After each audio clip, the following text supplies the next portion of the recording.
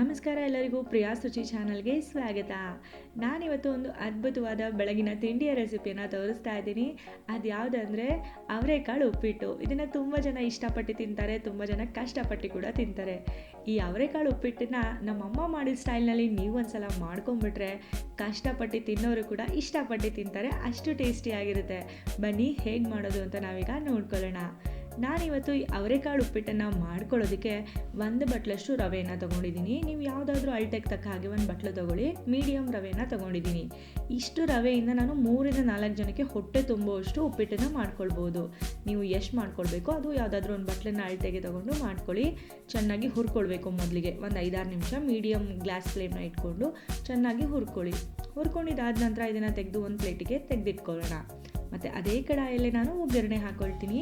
ಈ ಉಪ್ಪಿಟ್ಟಿನ ಮಾಡೋದಕ್ಕೆ ಸ್ವಲ್ಪ ಎಣ್ಣೆ ಮುಂದಿದ್ರೆ ರುಚಿ ಜಾಸ್ತಿ ಆಗುತ್ತೆ. ಹಾಗಾಗಿ ಒಂದು 3-4 ಚಮಚದಷ್ಟು ಎಣ್ಣೆ ಹಾಕ್ಕೊಂಡಿದ್ದೀನಿ. 1 ಚಮಚದಷ್ಟು ಕಡಲೆಬೇಳೆ. ಸೇಮ್ ಅಡುಗೆ ಭಟ್ರು ಮಾಡ್ತಾರಲ್ಲ ಹಾಗೆ ಆಗುತ್ತೆ ಈ ಉಪ್ಪಿಟ್ಟು. 1 ಚಮಚ ಉದ್ದಿನಬೇಳೆ ಕೂಡ ಹಾಕ್ಕೊಳ್ಳಿ. 2 ಫ್ರೈ ಆಗ್ತಿರುವಾಗಲೇ ಸಾಸಿವೆ ಹಾಕ್ಕೊಳ್ಳೋಣ. ಹಾಗೆಯೇ ಕರಿಬೇವು ಕೂಡ 2 ಕಡ್ಡಿಯಷ್ಟು ಕರಿಬೇವಿನ ಎಲೆಗಳನ್ನ ನಾನು ಹಾಕ್ಕೊಂಡಿದ್ದೀನಿ. 2 ಈರುಳ್ಳಿಯನ್ನು ನಾನು ಕತ್ತರಿಸಿದ್ದೀನಿ. ದೊಡ್ಡದಿದ್ದರೆ 1 ತೊಗೊಳ್ಳಿ, ಮೀಡಿಯಮ್ಸ್ ಇದ್ದಿದ್ರೆ 2 ತೊಗೊಳ್ಬೇಕಾಗುತ್ತೆ. ಜೊತೆಗೆ ಒಂದು 5-6 ಹಸಿಮೆಣಸಿನ್ಕಾಯಿ ಖಾರಕ್ಕೆ ತಕ್ಕ ಹಾಗೆ. ಈಗ ಈರುಳ್ಳಿ, ಹಸಿಮೆಣಸಿನ್ಕಾಯಿ ಎಲ್ಲವನ್ನು ಚೆನ್ನಾಗಿ ಬಾಡಿಸ್ಕೊಳ್ಳೋಣ. ಈರುಳ್ಳಿ ಸ್ವಲ್ಪ ಸಾಫ್ಟ್ ಆಗಬೇಕು ನೋಡಿ, ಅಲ್ಲಿ ತನಕ ಚೆನ್ನಾಗಿ ಫ್ರೈ ಮಾಡ್ಕೊಳ್ಳೋಣ. ಅದಾದ ನಂತರ 1 ಟೊಮ್ಯಾಟೊ, ದೊಡ್ಡ ಸೈಜ್ ಟೊಮ್ಯಾಟೋನ ಸಣ್ಣದಾಗಿ ಕತ್ತರಿಸಿ ಹಾಕ್ಕೊಂಡಿದ್ದೀನಿ. ಟೊಮ್ಯಾಟೊ ಕೂಡ ಸಾಫ್ಟ್ ಆಗಬೇಕು ನೋಡಿ, ಹಾಗಾಗಿ ಚೆನ್ನಾಗಿ ಫ್ರೈ ಮಾಡ್ಕೊಳ್ಳೋಣ. ಈಗ ನಾನು ಇದರಲ್ಲಿ ಒಂದೊಂದೇ ತರಕಾರಿಗಳನ್ನ ಹಾಕ್ಕೊಳ್ತೀನಿ. ಮೇಯ್ನಾಗಿ ಅವರೆಕಾಳು 1 ಬಟ್ಲಷ್ಟು ಎಳೆಯದಾಗಿರುವಂಥ ಅವರೆಕಾಳು, 1 ಕ್ಯಾರೆಟ್ನ ಕಟ್ ಮಾಡಿ ಹಾಕ್ಕೊಂಡಿದ್ದೀನಿ. ಒಂದು ಅರ್ಧ ಬಟ್ಲಷ್ಟು ಬೀನ್ಸ್ನ ಕೂಡ ಹಾಕ್ಕೊಂಡಿದ್ದೀನಿ. ಕ್ಯಾರೆಟ್ ಬೀನ್ಸ್ ಇದ್ರೇ ಉಪ್ಪಿಟ್ಟಿಗೆ ಒಂಥರ ರುಚಿ ಜಾಸ್ತಿ. ಅದರಲ್ಲೂ ಅವರೆಕಾಳು ಸೀಸನಲ್ಲಿ ಎಳೆಯದಾಗಿರೋಂಥ ಅವರೆಕಾಳನ್ನು ಹಾಕಿ ಉಪ್ಪಿಟ್ಟು ಮಾಡ್ಕೊಂಬಿಟ್ರೆ ಸೂಪರಾಗಿರುತ್ತೆ. ತರಕಾರಿ ಎಲ್ಲ ಹಾಕಿ ಚೆನ್ನಾಗಿ ಫ್ರೈ ಮಾಡ್ಕೊಳ್ಬೇಕು. ಹಾಗಾಗಿ ಮೊದಲಿಗೆ ಉಪ್ಪು ಹಾಕ್ಕೊಂಬಿಡೋಣ. ರುಚಿಗೆ ತಕ್ಕ ಹಾಗೆ 1.5 ಚಮಚ ಉಪ್ಪು ಮತ್ತು 1 ಚಮಚ ಸಕ್ಕರೆ ಕೂಡ ಹಾಕ್ಕೊಂಡಿದ್ದೀನಿ. ಟೇಸ್ಟ್ ಸಕ್ಕತ್ತಾಗುತ್ತೆ.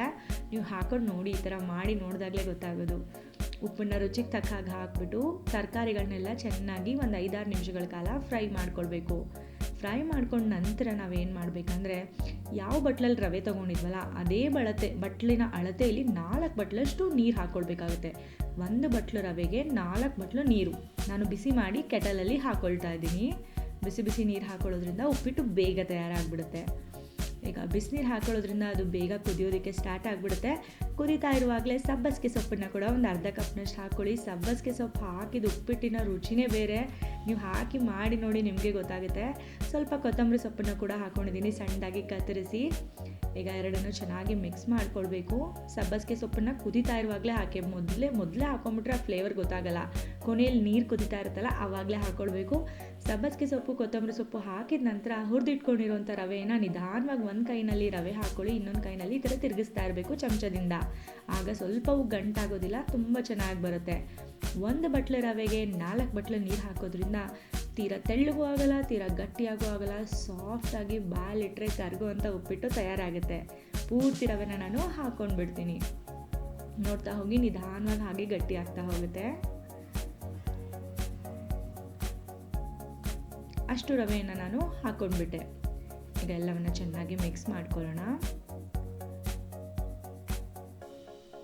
ಮಿಕ್ಸ್ ಮಾಡಿದ ನಂತರ ನಾವೇನು ಮಾಡಬೇಕಂದ್ರೆ, ಒಂದು ಲಿಡ್ನ ಕ್ಲೋಸ್ ಮಾಡಿ ಒಂದು 10 ನಿಮಿಷಗಳ ಕಾಲ ಲೋ ಫ್ಲೇಮ್ನಲ್ಲಿ ದಮ್ಮಿಸ್ಕೊಳ್ಳೋದಕ್ಕೆ ಬಿಡಬೇಕು, ಸಣ್ಣ ಉರಿಯಲ್ಲಿ. 10 ನಿಮಿಷ ಆದಮೇಲೆ ಆಲ್ಮೋಸ್ಟ್ ಉಪ್ಪಿಟ್ಟು ತಯಾರಾಗಿದೆ. ರವೆ ಎಲ್ಲ ಚೆನ್ನಾಗಿ ದಮ್ಕೊಂಡು ಬೆಂದಿದೆ. ತುಂಬಾ ಸಾಫ್ಟಾದಂಥ ಉಪ್ಪಿಟ್ಟು ತಯಾರಾಗಿದೆ. ಕೊನೆಯಲ್ಲಿ ಒಂದು ಸ್ಪೆಷಲ್ ಇಂಗ್ರೀಡಿಯೆಂಟ್ ಹಾಕ್ಕೊಳ್ತೀನಿ. ತುಪ್ಪದಲ್ಲಿ ಗೋಡಂಬಿಯನ್ನು ಹುರಿದ್ಬಿಟ್ಟು ಹಾಕ್ಕೊಳ್ತಾ ಇದ್ದೀನಿ. ಒಳ್ಳೆ ಟೇಸ್ಟಿ ಆಗಿರುತ್ತೆ. 100% ಹೋಟೆಲಲ್ಲೇ ಅಥವಾ ಮದುವೆ ಮನೆಗಳಲ್ಲಿ ಯಾವುದೋ ಅಡುಗೆ ಭಟ್ರು ಮಾಡ್ತಾರಲ್ಲ ಅದೇ ರೀತಿ ಉಪ್ಪಿಟ್ಟು ತಯಾರಾಗುತ್ತೆ. ನೀವು ಕೂಡ ಈ ಥರ ಮಾಡಿದ್ರೆ. ನನಗಂತೂ ನಮ್ಮ ಅಮ್ಮ ಮಾಡೋ ಈ ಅವರೆಕಾಳು ಉಪ್ಪಿಟ್ಟು ಅಂದರೆ ತುಂಬಾ ಇಷ್ಟ. ತುಂಬಾ ಸಾಫ್ಟಾಗಿರುತ್ತೆ.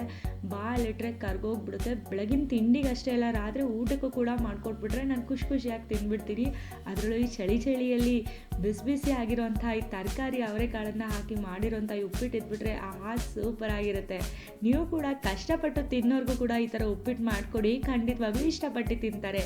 ನಿಮಗೂ ಕೂಡ ಇವತ್ತಿನ ರೆಸಿಪಿ ಇಷ್ಟ ಆಗಿದೆ ಅಂತ ಅಂದ್ಕೊಳ್ತೀನಿ. ನಾನು ಕೂಡ ಮುಂದಿನ ವಿಡಿಯೋದಲ್ಲಿ ಭೇಟಿ ಆಗ್ತೀನಿ.